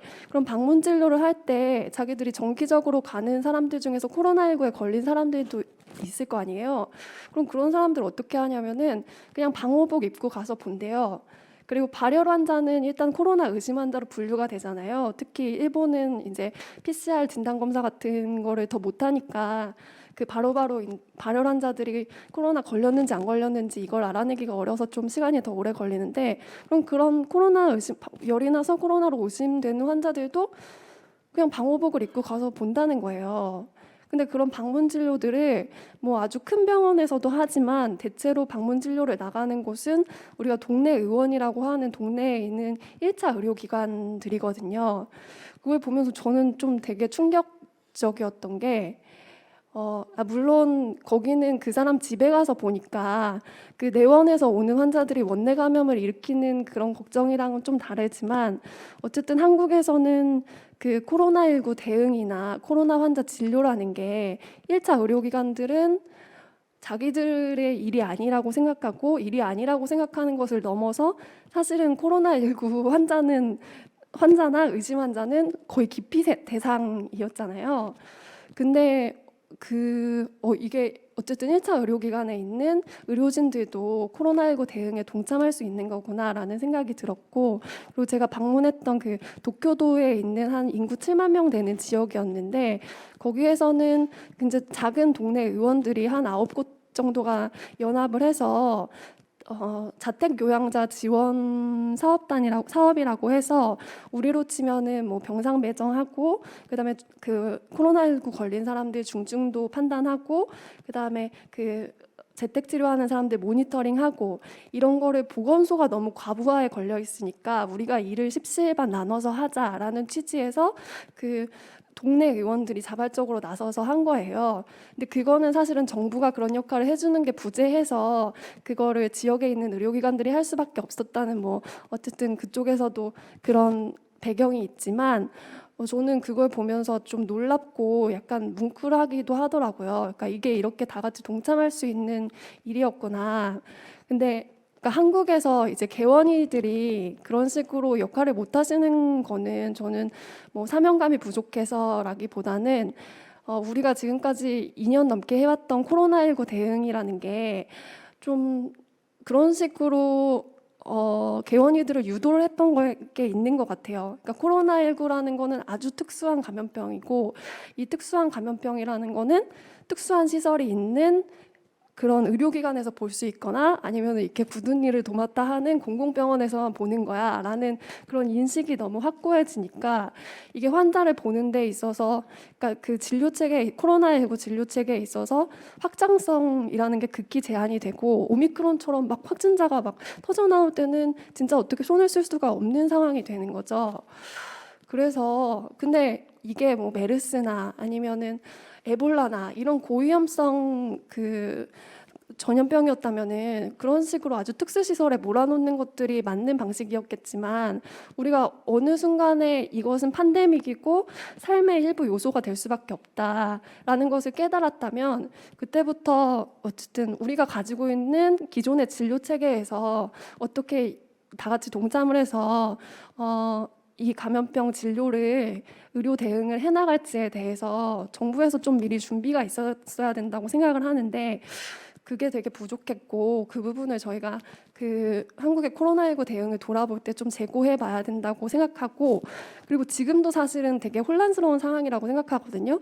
뭐 정부에서는 이제 동네 병원에서 코로나 진료 받을 수 있습니다. 이렇게 말은 하는데 사실 정작 코로나19 걸린 그냥 일반 시민들은 이거 어디서 찾아야 되는지도 모르겠고 어떻게 해야 되는지도 잘 모르는 상황이고 그리고 동네 의원에서도 자기들이 어디까지 해야 되는지 잘 모르는 것 같아요. 그래서 제가 출장 다녀와가지고 한 열흘 정도 됐을 때 이비인후과에 갔는데 그 이비인후과에서 외국에 갔다 왔으니까 뭐 진료 거부하는 건 아니지만, 그러니까 그 이비인후과 가면 원래 코 쑤시고 이렇게 하잖아요. 근데 그런 게 아니고 그냥 문진만 하겠다고 하시는 거예요.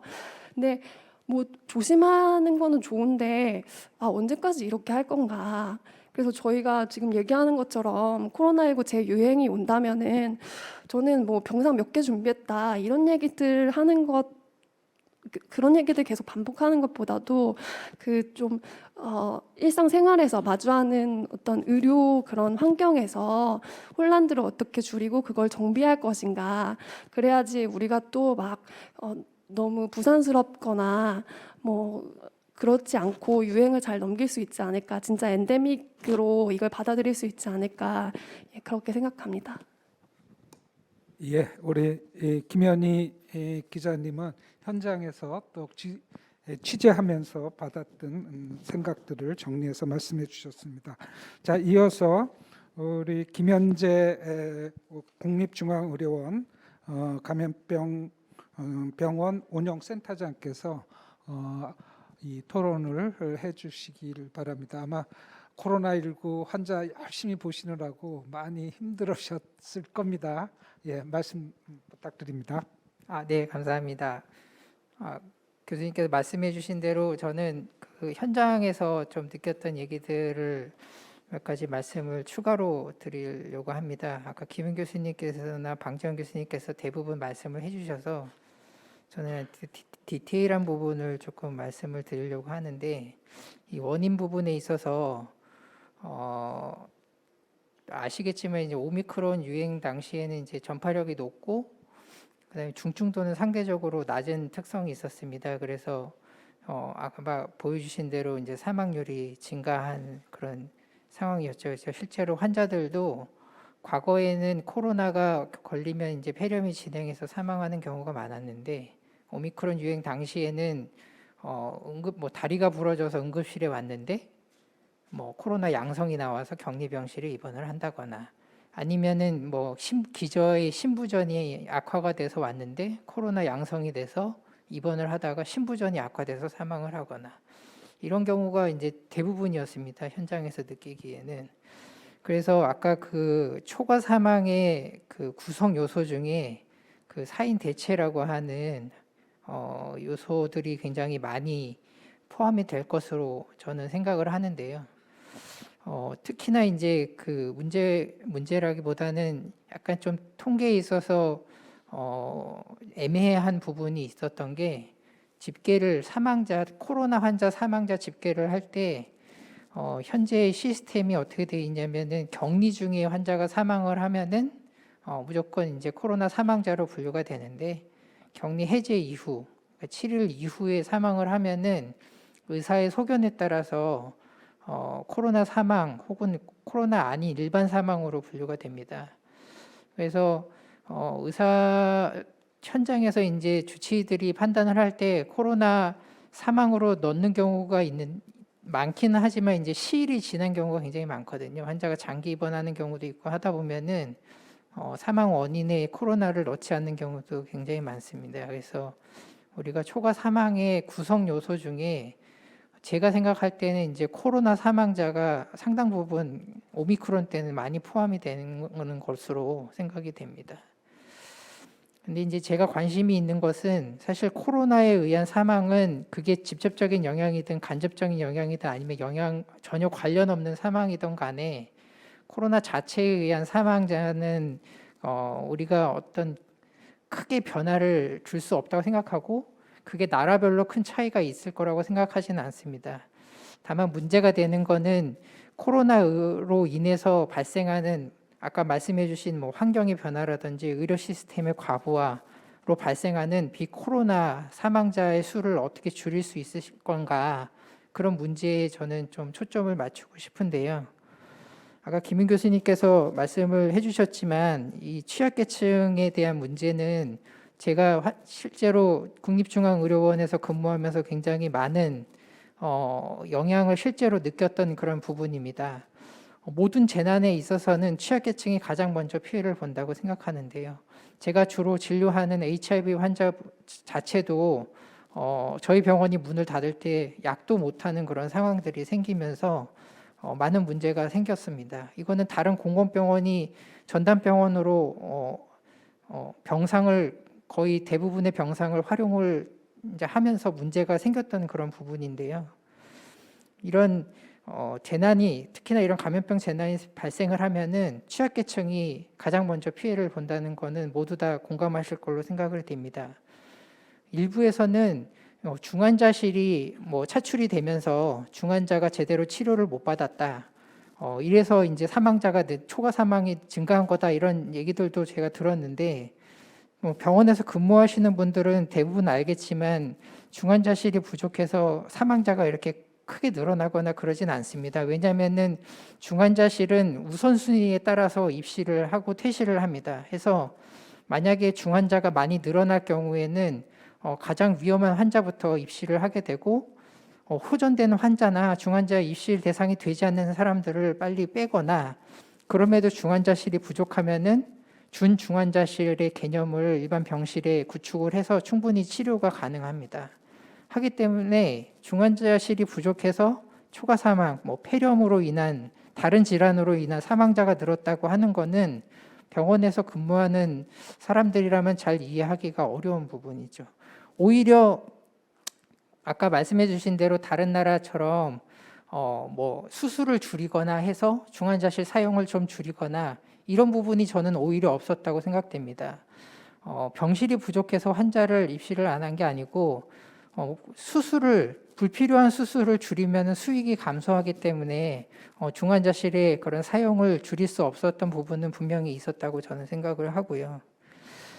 그래서 그러면 어떻게 해야 될 거냐에 대해서 마지막으로 간단히 말씀을 드리면은 기존에 이제 저희가 행정 중심, 이 방역 중심이라고 하는 그런 대응 시스템에는 이제 한계가 있다고 생각을 합니다.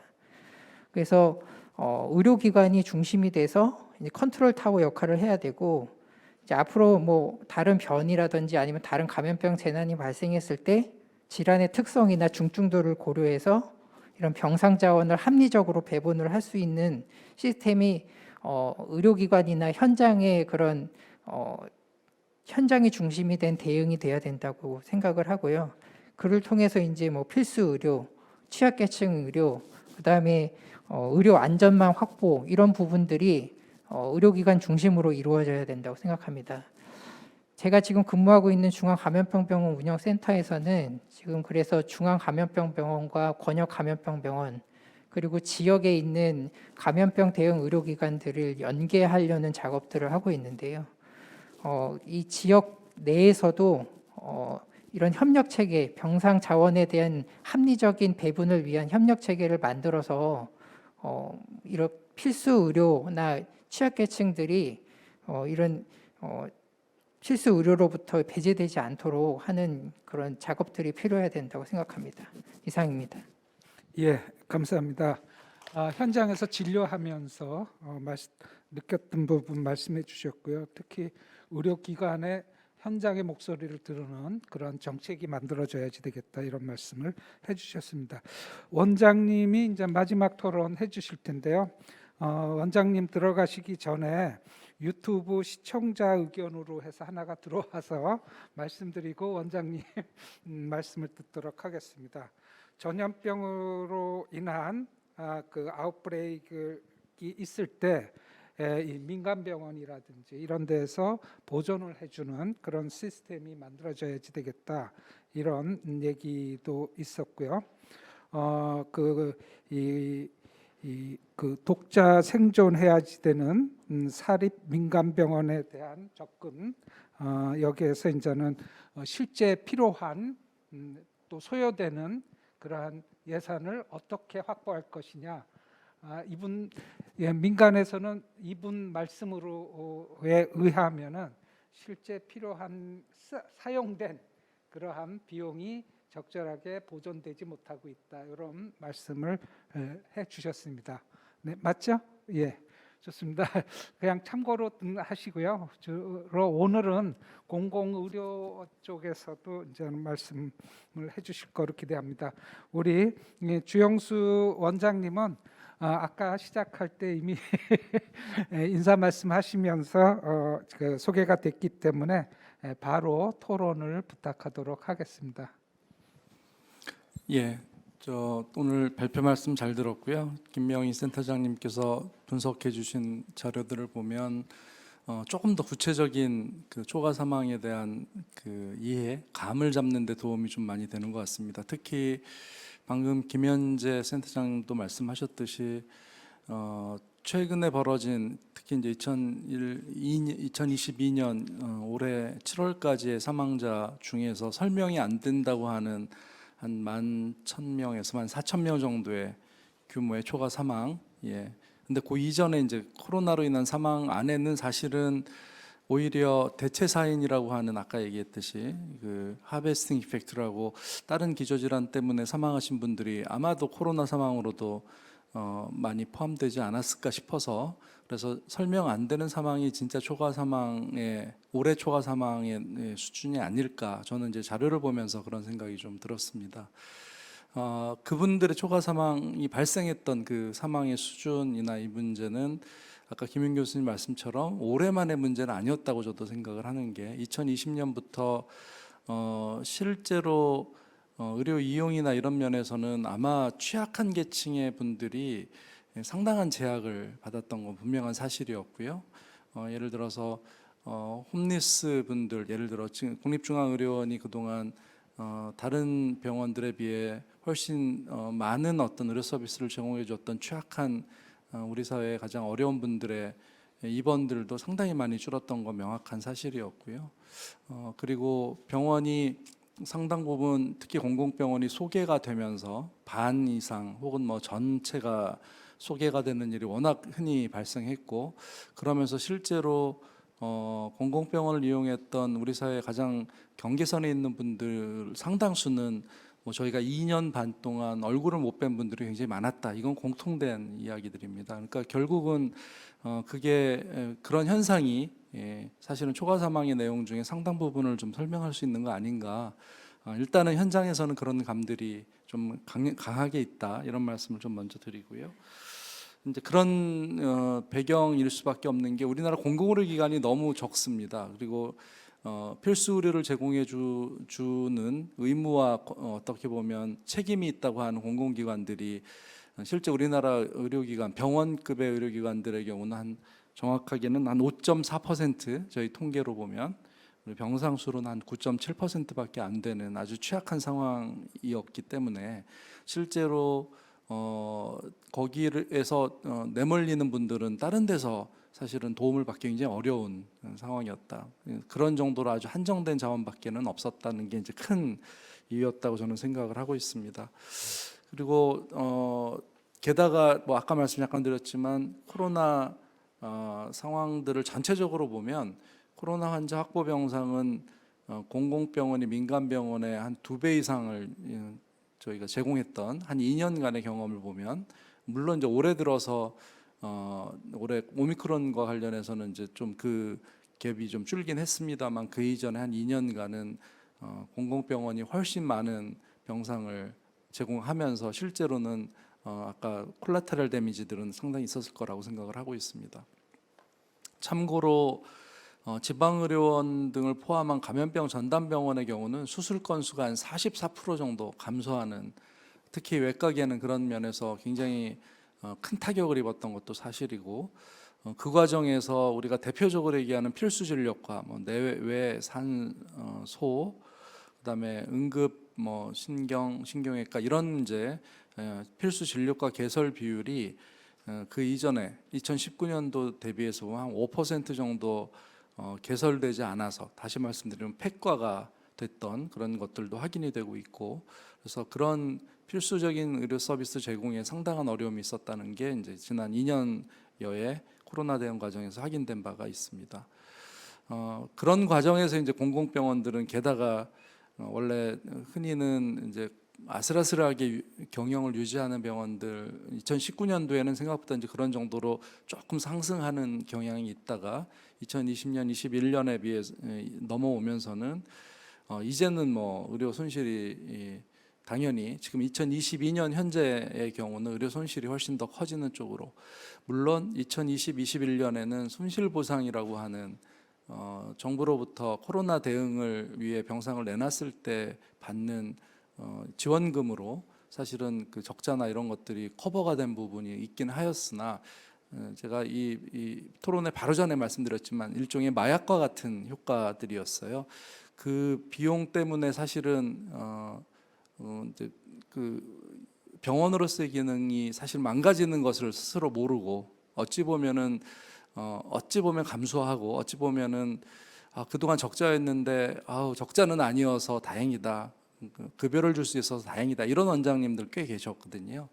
그러나 이제 그 대가가 지금 치러지고 있는 중인데요. 이제부터는 매 주마다 공공의료기관들이 대체 지난주 우리 적자 얼마야, 이번 수익 의료 수익 대비 비용이 얼마나 나가고 있는지를 계속 고민하면서 그 적자 폭이 계속 커지고 있는 것을 걱정하는 상황에 지금 있습니다. 뭐 국립중앙의료원도 전혀 차이가 없습니다. 저희도 지금 그 주간 회의 때마다 똑같은 고민들을 하면서 얘기를 하고 있는 중이고요. 공공의료 기관장들 최근에 만나 뵈서 물어보면 이제 드디어 한 2년여에 우리 스스로 망가지는 줄 모르고 왔던 것에 대가를 지금 치르고 있다는 아주 뼈저린 고민들을 하고 있는 상황입니다. 대개 이제 이런 문제를 회복하는데 지금 계산한 거로는요, 지방의료원의 경우는 아마 52개월 정도는 정부의 지원이 스스로 생존하기 위한 시기까지 한 52개월 정도는 정부의 지원이 절실하다. 이게 이제 저희 최근에 분석한 자료 결과이고요. 그리고 예산 총액으로 보면은 앞으로 이제 52개월 동안 발생할 의료 손실의 규모는 공공병원들의 지난 한 15년간 의료 손실 규모 정도보다 같거나 혹은 더 많거나, 그래서 지금 봐서는 만약에 보상이 없다면 매년 한 3,700억 정도의 적자가 추가 발생하게 될 거라고 보고 있고요. 그럴 경우 2026년 상반기까지 이 돈을 지원해 주지 않으면 자생하는 시기 이전까지로 저희가 추정하는데, 그러면 이 문제는 아마 계속 누적해서 쌓여갈 거라고 생각을 하고 있습니다. 그럴 경우 만약에 5년 후에 코로나19가 아니라 코로나 뭐 얘기하기가 참 난감한 얘기입니다. 코로나25 만약에 이런 것들이 다른 방식의, 코로나는 아니겠지만요, 지금 코로나 외에 다른 방식의 어떤 유행이 다시 한번 돈다고 하면, 그러면 그 회복하기 이전의 그 상황을 과연 지금 공공병원들이 초기 대응에 동원될 수 있을까? 안 될 거라고 생각한다는 게 아주 큰 문제입니다. 그러면 아마 그 데미지는 거의 모든 공공의료기관들이 문을 닫는 방식으로 가는 수준의 일이 이제 당연히 벌어질 거라고 보고, 회복 불능이라고 저는 생각하고 있습니다. 그래서 최근에 저희가 국회에서 토론했던 제 내용 중에 제가 이제 마지막 코멘트를 드린 게, 지금 아마도 마지막 기회일지 모르겠다. 공공의료기관들이 앞으로 우리나라 공공의료 혹은 필수의료 혹은 뭐 적어도 감염병의 대응의 역할을, 동원돼서 역할을 할 수 있는 능력을 유지할 수 있도록 해주는 그런 어떤 정부의 정책이나 지원이 지금 있으면 아마 그게 진짜 마지막 지원, 마지막으로 적절한 지원일 거고, 아마도 늦으면 혹은 없으면 이제는 공공의료기관이 그런 역할을 못할 상황이 될 거다. 이게 이제 저희들의 생각입니다. 이게 어찌 보면은 이제 공공병원들의 경우는 최근 한 2년간 조금 과격한 표현으로는 내용 사지에 몰려 있다, 이런 표현을 내부에서 지금 원장님들 하고 계신데요. 이런 상황의 절박함들이 지금 현장에 있습니다. 이제 그 과정에서 사실은 한 11,000명, 올해 상반기만 해도 14,000명 범위 안에 초과 사망들, 아마도 공공의료기관들이 그 중에 상당한 사망들의 어찌 보면 책임과 내용 기여했을 거라고 생각을 하는데, 그런 문제는 아마 더 증폭되지 않을까라고 하는 게 저희의 큰 고민이고요. 그래서 아마 작년 올해까지 어떤 사망 자료 분석을 내년쯤 한번 더 정교하게 하게 된다면, 이런 내용들 아까 김윤 교수님 말씀하셨듯이 다시 한번 세분해서 어떤 사회경제적 수준에 따라서 혹은 연령에 따라서 뭐 질병명에 따라서 이제 제대로 좀 분류해서 한다 그러면 아마 초과 사망의 그 내용이나 이런 것들, 특히 공공의료 영역에서의 책임과 저희가 의도치 않았으나 불가피하게 했던 기여, 이런 부분들이 좀 명확히 확인되지 않을까 생각을 하고 있습니다. 저는 김현자 선생님 말씀하셨듯이 중환자 병상의 부족만으로 이거를 이제 그동안 설명한 바가 있었는데요. 기존에 발표된 자료들을, 다른 곳에서 나온 자료들을 보면, 근데 그 문제는 저는 아닌 것 같습니다. 아까 김윤 교수님도 말씀하셨고, 오히려 공공의료기관들이 결국은 저희들의 필수의료 제공 역량이 그동안 상당히 박탈돼서 온 그런 사망들이 상당할 거다, 이런 생각이 있고요. 민간의료기관 물론 민간의료기관의 의지 때문에 코로나 대응을 안 한 건 아닌 거라고 저는 알고 있고, 특히 1, 2차 의료기관의 경우는 아마 이런 대응 과정이 워낙 특별한 관리 대상처럼 운영이 되는 바람에 기회가 없었던 면도 상당히 있을 거라고 보고요. 방금 토론 유튜브에 의견 올라왔듯이, 그러니까 의료 체계가 적절히 작동했어야 되는 그런 노력들이 아주 초기에는 몰라도 초기가 조금 벗어났던 시기부터는 논의가 됐었어야 되지 않았나. 그러면서 아마 코로나 대응 같은 경우는 의료 전달 체계들이 제대로 작동하면서 대응했어야 되지 않았을까, 이런 생각을 해봤습니다. 네, 간단히 코멘트 마치겠습니다. 예, 감사합니다. 저도 이 공공병원과 관련해 가지고 우리 주영수 원장님께서 많이 말씀을 해주셨는데, 아까 마약이라는 말씀을 하셨는데, 이 작년 한 가을부터 저도 공공병원에 있는 분들을 이제 만나서 이야기할 때, 그 마약은 내가 먹고 싶어서 먹은 마약이 아니고 공공병원에 대한 사회적인 책임 이런 것들을 하지 않을 수 없는 그런 상황이 돼서 한 거다. 저는 그렇게 생각하면서 또 그분들이 이미 그때부터 이 공공병원이 지속 가능하지 않게 됐다 이런 말씀들을 많이 하셨거든요. 그런데 이제는 이미 그때 파악이 됐는데 그게 이제 현실화돼서 나타나기 시작한다 이런 생각이 들었습니다. 그러면서 그 당시에는 이 정상화되는데 한 3년 정도는 걸릴 거다 이런 말씀을 하셨는데 우리 주영수 원장님 말씀하신 거 다시 확인하니까 52개월이라는 말씀을 하셨거든요. 정말 공공병원이 코로나19에 올인하면서 이 상처를 엄청나게 받았다. 다시 어떻게 재건할 것인지는 정말 큰 숙제가 아닐까 이런 생각을 했습니다. 앞에서도 말씀드렸지만은 코로나19를 경험하면서 코로나19만의 영향이 아니었다. 만성병, 손상과 중독, 아까 응급의료 이러한 여러 분야의 영향이 있었다. 이런 것들을 잘 파악해서 이제는 대응을 아마 누가 그러더라고요. 리셋이라는 말을 표현하더라고요.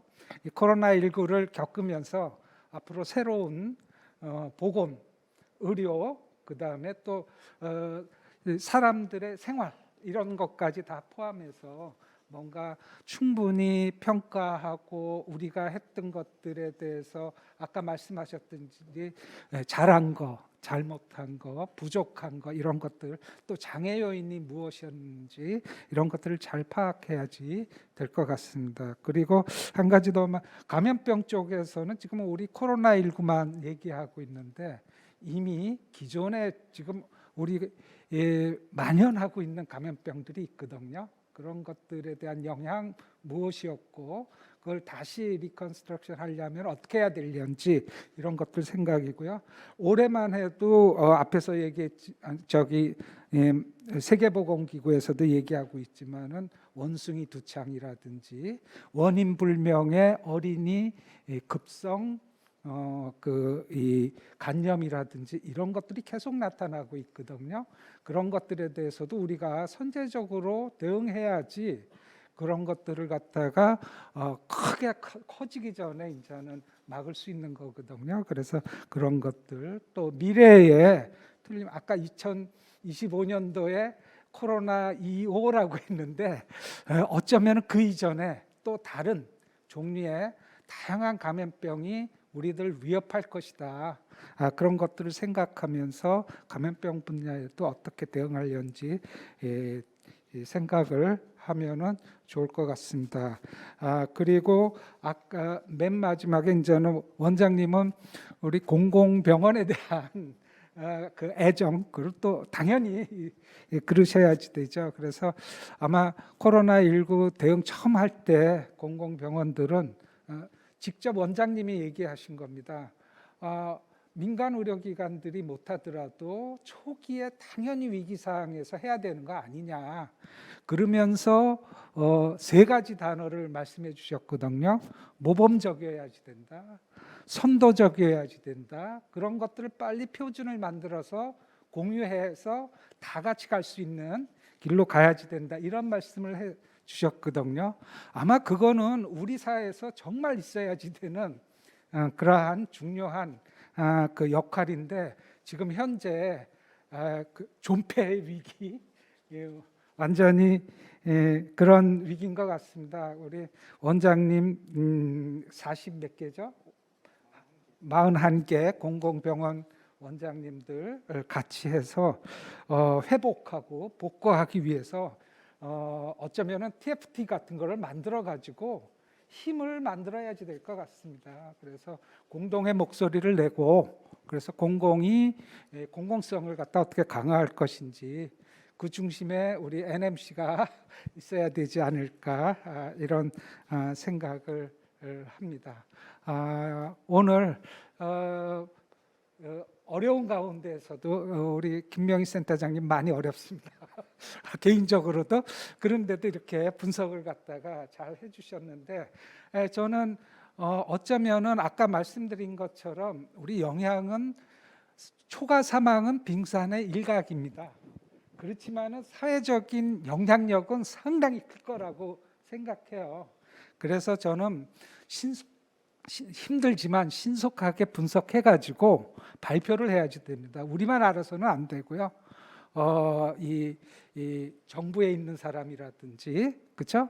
그 다음에 국민이라든지 모든 분이 알 수 있게끔 발표해서 공유하면서 이 위기를 갖다가 또 반성하고 평가하고 새로운 또 이 지평을 위해 가지고 가야 되지 않을까. 코로나19 우리 많이 힘들게 했거든요. 저는 힘든 만큼 다음에 우리가 가야지 될 곳은 그 이전보다 더 높은 곳으로 가야지 된다.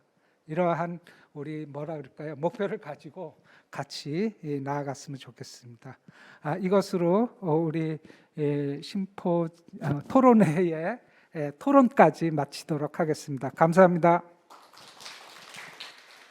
네, 오늘 좌장을 맡아주신 최보율 교수님 및 패널 토의자분들 수고 많으셨습니다. 오늘 토론회 마지막으로 정리할 수 있도록 주영수 원장님 폐회사 있겠습니다.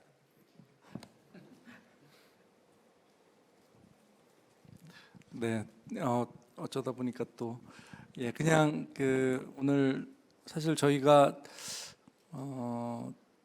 그동안은 방역 대응, 그다음에 의료적 대응, 특히 이제 중환자 치료 관련된 이야기들, 아마 그런 이야기들 위주로 국립중앙의료원이 그 기자회견도 해왔고요. 그런 의미로 뭐 토론회도 해왔던 것 같습니다. 근데 오늘은 이제 그걸 좀 넘어서는 특히 의료 대응 외적인 요인, 특히 이제 초과 사망을 포함해서 공공의료기관들의 현실 문제까지 좀 말씀을 드리고자 하는 토론회로 기획을 했고요.